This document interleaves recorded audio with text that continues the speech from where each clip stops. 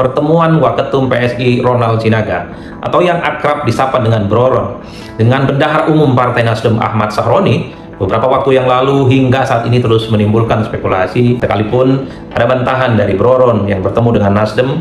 Politisi Nasdem Ahmad Sahroni tidak ada kaitannya dengan pindah-pindah partai. Begitupun bantahan yang disampaikan Ahmad Ali sebagai Ketua Harian PSI, ya tidak ada kaitannya. Tapi dalam politik kita itu serba gelap gulita. Kita tidak akan pernah tahu apa yang sesungguhnya terjadi.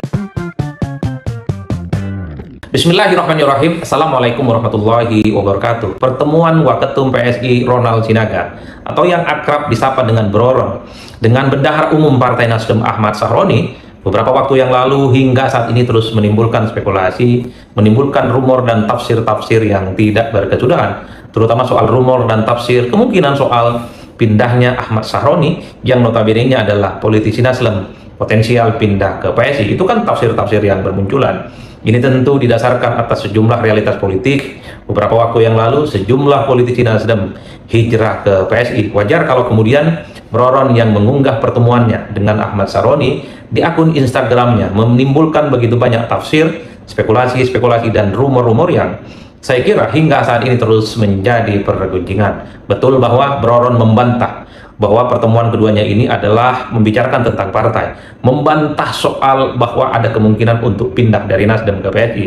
Begitupun misalnya sesaat setelah pertemuan Bro-Ron dengan Ahmad Sahroni, Ketua Harian PSI Ahmad Ali membantah secara tegas bahwa pertemuan itu tidak ada kaitannya dengan pindah partai. Itulah yang saya sebut sebagai satu realitas politik per hari ini menjadi tanda tanya dan gonjang-ganjing yang tidak berkesudahan. Apalagi misalnya ketika Bro-Ron ditanyakan oleh awak media, statementnya relatif masih menjadi teka-teki dan relatif juga menggantung. Kata Bro-Ron, sekalipun ini tidak ada pembicaranya dengan partai dan membantah soal akan kemungkinan pindahnya Ahmad Sahroni ke PSI, tapi Bro-Ron juga mengatakan bahwa ada diskusi-diskusi panjang yang jauh lebih penting dari sekedar partai, yaitu tentang bagaimana membangun bangsa di masa-masa yang akan datang. Kalimat menggantungnya adalah ketika Bro-Ron mengatakan tunggu tanggal 10 November nanti akan ada kejutan-kejutan. Itulah yang kemudian sekalipun ada bantahan-bantahan dari Bro-Ron bahwa ini tidak ada kaitannya dengan partai, tidak ada kemungkinan soal pindah partai Ahmad Sahroni dari Nasdem ke PSI, termasuk juga ada bantahan dari Ketua Harian PSI Ahmad Ali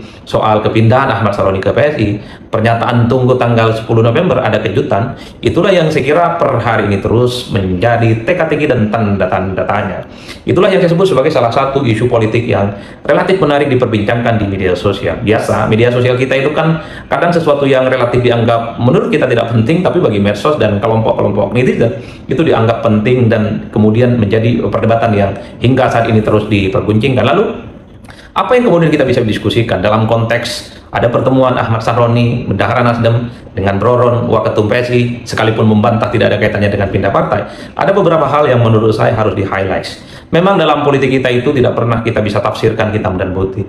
Dulu bahkan sejak dahulu kala kita sering mendengarkan elit-elit partai, elit-elit pemerintah, dan elit-elit kunci di negara kita sering membantah terkait dengan tafsir-tafsir dan spekulasi-spekulasi apapun, bahwa ketika ada elit-elit bertemu mereka itu nggak ada kaitannya dengan hubungan partai, tidak ada hubungannya dengan koalisi, tidak ada hubungannya dengan pindah partai. Tapi tiba-tiba kemudian ada peristiwa politik yang mengkonfirmasi soal rumor, misalnya pindah partai ataupun misalnya berkoalisi antara yang kalah dengan yang menang. Jadi sekalipun ada bantahan dari Bro-Ron dan Ketua Harian PSI bahwa pertemuan Ahmad Sahroni dengan Bro-Ron tak ada kaitannya dengan pindah partai, tapi kan kita tidak pernah tahu bahwa politik di kita itu kan cair. Apalagi pada saat yang bersamaan kita juga seringkali melihat politisi itu yang seringkali pindah baju partai, kadang kuning pindah ke biru, biru ke coklat, coklat ke hijau, hijau ke merah, dan seterusnya.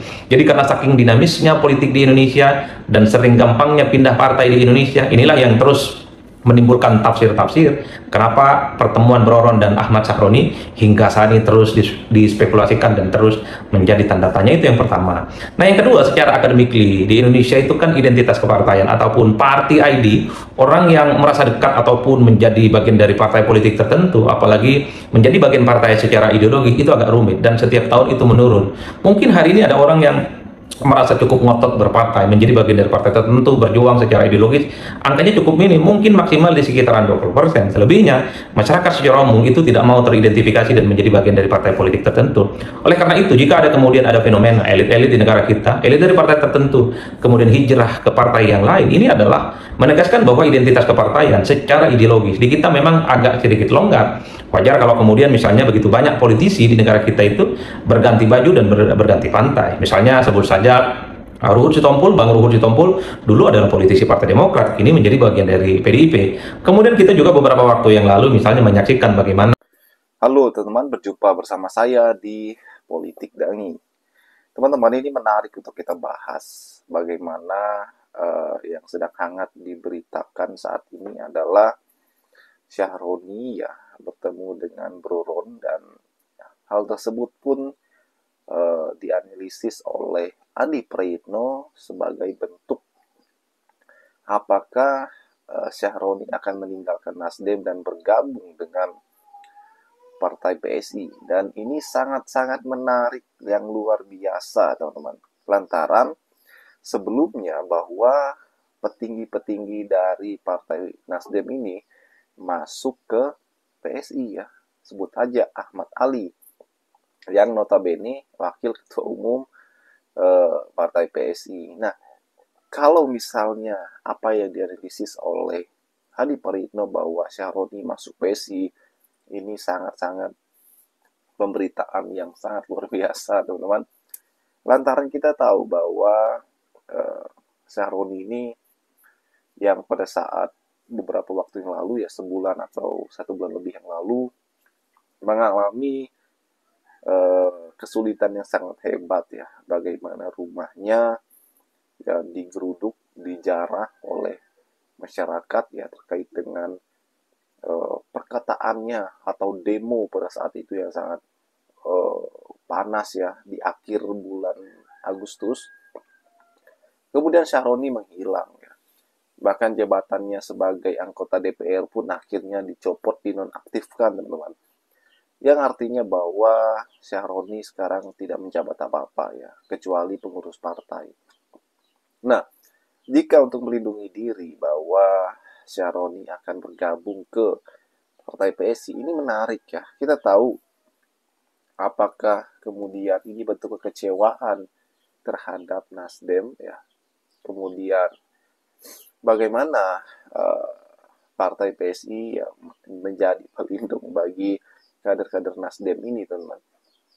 Karena ada di sana Jokowi ya, yang mempunyai nama besar, masih mempunyai power ya, orang dekatnya Prabowo ya. Dan jika ini benar teman-teman, benar-benar PSI ya menampung orang-orang Nasdem teman-teman ya, yang kadang mempunyai masalah ya. Ahmad Ali kalau kita lihat rekam jejaknya ya, rumahnya pernah digeledah ya oleh penegak hukum ya, kemudian masuk ke PSI ya, entah mencari perlindungan atau seperti apa, kita juga tidak tahu ya. Yang jelas seperti itulah bagaimana para analis yang menganalisis bentuk dari perpindahan para elit ini teman-teman. Dan kalau kita melihat bagaimana perpolitikan saat ini ya, jika tidak mempunyai nama besar ya, wassalam teman-teman ya, tidak ada yang melindungi ya kan. Bagaimana menurut kalian?